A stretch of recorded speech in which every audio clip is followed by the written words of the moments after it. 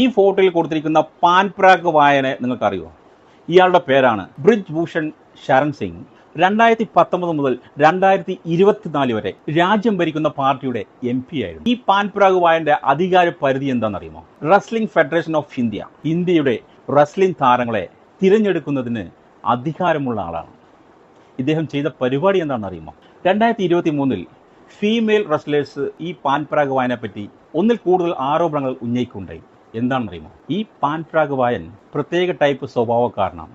Female wrestling താരങ്ങളുടെ മുഴച്ചു നിൽക്കുന്ന ശരീരഭാഗങ്ങളിൽ അറിയാതെ തലോടുക, അറിഞ്ഞുകൊണ്ട് തലോടുക, ഇങ്ങനെയുള്ള കേസുകൾ ഇയാളുടെ മേലെ ചാർത്തി ഒരു കൂട്ടം റെസ്ലിംഗ് താരങ്ങൾ ഇയാൾക്ക് നേരെ പരാതി കൊടുത്തു.